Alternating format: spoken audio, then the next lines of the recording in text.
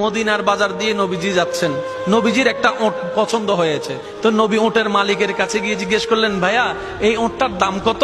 ওই দামাদামি হলো, নবী সে দামে কিনতে রাজি হলেন, কিন্তু নবীর কাছে তখন অর্থ ছিল না। তখন নবীজি ওনাকে বললেন, আপনি আমাকে ওটটা দেন, আমি এখনই গিয়ে আপনার সেই প্রাপ্যটা পাঠিয়ে দিচ্ছি। ওটের মালিক ওনাকে ওটটা দিয়ে দিলেন। আশেপাশে যারা ওটের মালিক ছিল সবাই জিজ্ঞেস করতেছে, এই পাগলা, তুমি কি যাকে ওট দিয়েছো তাকে চিনো? বলে যে না। নাম জানো? বলে যে না। পরিচয় জানো? বলে যে না। ঠিকানা জানো? না। তো তুমি যে ওটটা দিয়ে দিলা, উনি যদি ওটার টাকাটা না ফাটায় তখন তো তুমি লসের মধ্যে চলে যাবা। সে ওটের মালিক বলে, এত সুন্দর নুরানি চেহারাওয়ালা কখনো বাটপার হতে পারে না, কখনো চিটার হতে পারে না, কখনো মিথ্যুক হতে পারে না। ওনার চেহারা দেখেই তো আমি ওট বিক্রি করার আগে মনটাই বিক্রি করে দিয়েছি, মনটাই বিক্রি করে দিয়েছি, মনটাই বিক্রি করে দিয়েছি। তোমরা যাই বলো, আমার মন বলে উনি আসবেই আসবে, টাকাটা পাঠাবেই পাঠাবে। এই কথা বলতে না বলতে কিছুক্ষণ পরে নবীজির একজন সাহাবা এসে বলছেন, একটু আগে একজনে ওট নিয়ে গিয়েছেন, কাছ থেকে ওটের মালিকটাকে একটু দেখতে চাই। উনি বলে যে আমার থেকে। তো উনি বললেন, আমাদের নবী আপনার থেকে ওটটা নিয়ে গিয়েছেন, ধরেন ওটের টাকাটাও দিয়েছেন, আপনাদের খাবার জন্য কিছু খেজুরও হাদিয়া পাঠিয়েছেন, খেজুরও হাদিয়া পাঠিয়েছেন। ওই ওটের মালিক বলে, ভাইয়া টাকাটাও রাখেন, খেজুরটাও রাখেন, আগে আমাকে ওনার কাছে নিয়ে যান। আমি ওট বিক্রি করি নাই, আমার দিলটাই বিক্রি করে দিয়েছি। ওনার চেহারা মোবারক দেখে আমার মনটাই পাল্টাই গিয়েছে, আমি কালিমা পড়ে মুসলমান হয়ে যেতে রাজি আছি। সুবহানাল্লাহ।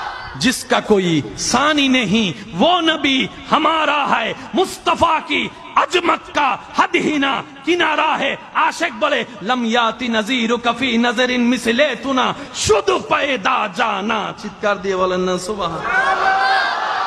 ওই নবীটা কাদের নবী? হয় নাই, সবার আওয়াজ বলেন, ওই নবীটা কাদের নবী? আমাদের কি ভাগ্য সে নবীর উম্মত হতে পেরেছে। আর একটু জোরে। প্রত্যেকটা বান্দাকে আল্লাহ জীবনে একবার সুযোগ দেয় দেয়, সে যে ধর্মেরই হোক, একবার সুযোগ আল্লাহ দিবেই দিবে, কিন্তু সুযোগটা কখন আসবে আল্লাহ জানায় না। তো সেজন্য ওয়াকুনু মা সাদিকিনের আয়াত আমল করতে হয়। আর একটু জোরে বলি না সুবহানাল্লাহ। ওয়াকুনু মা সাদিকিন আয়াতের উপর আমল করলে সুযোগটা যখনই আসবে আপনি সুযোগটা ধরতেও পারবেন, নিতেও পারবেন। কেউ হাসরের ময়দানে গিয়ে আল্লাহকে বলতে পারবে না, আল্লাহ তুমি আমাকে সুযোগ দাও নাই, এটা বলতে পারবে না। আল্লাহ পাক বলবে যে অমুক দিন এটা তোর সুযোগ দিছিলাম। আপনি তখন মনে মনে বলবেন, ও মাইলে ফিরে নাই তো নো বুঝি দেয়া না। কথা বলেন, কথা বলেন, কথা বলেন, ঠিক কিনা? আল্লাহ প্রত্যেক বান্দাকে জীবনে কয়বার সুযোগ দেয়? দিবে। হয়তো আপনার এসে চলে গিয়েছে, আর না হয় আসবে। একটু প্রস্তুত থাকেন। এটা ধরতে জানলে দুনিয়াও কামিয়াব, আখিরাতও কামিয়াব। যেমন বায়েজিদ বুস্তামিকে আল্লাহ আপন করে নিতে চাচ্ছেন। উনি সারা রাত ভর কি নিয়ে দাঁড়াইছিলেন? ভাইয়া বলেন না ভাই। পানি। হাতে কি? হাতে কি? সারা রাত কি করছেন? দাঁড়ায় আছেন। আল্লাহ এটা কবুল করে নিছে। ডাইরেক্ট আব্দুল্লাহ থেকে ওলি আল্লাহ বানাই দিছে। সুবহানাল্লাহ, জোরে বলেন না।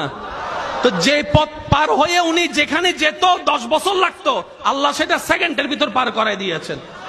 সেজন্য মা বাবার যখন সেবা করবেন নিয়ত এটাই রাখবেন, ও আল্লাহ এটা তোমার জন্য পছন্দ হয়, এটার দ্বারা তুমি আমাকে কল্যাণ দান করো, এটার দ্বারা তুমি আমাকে জান্নাত দান করো। মা বাবা সেবা করার সময়, মা বাবাকে দেওয়ার সময়, মা বাবার উপকার করার সময়, বউকে দেওয়ার সময়, স্বামীকে দেওয়ার সময়, মানুষকে দেওয়ার সময় নিয়ত রাখবেন, আল্লাহ তোমাকে খুশি করতে চাই, তোমাকে রাজি করতে চাই, তোমাকে রাজি করতে চাই। সুবহানাল্লাহ বলেন না। তোমাকে রাজি করতে চাই, তোমার দেওয়া সম্পদ তোমার খুশির জন্য তোমার বান্দাকে দিচ্ছি, তোমাকে রাজি করার জন্য, তোমাকে খুশি করার জন্য। বিশ্বাস করেন ভাই, আপনার এই জীবনের একটা কাজ যদি রবের কাছে প্রিয় হয়ে যায়, আল্লাহ আপনাকে 20-30 বছর রিয়াজতের রাস্তা 1 সেকেন্ডে পার করাই দিবেন। ওই সুযোগগুলোকে একটু বুঝতে হয়। একটু জোরে বলেন না রে ভাই।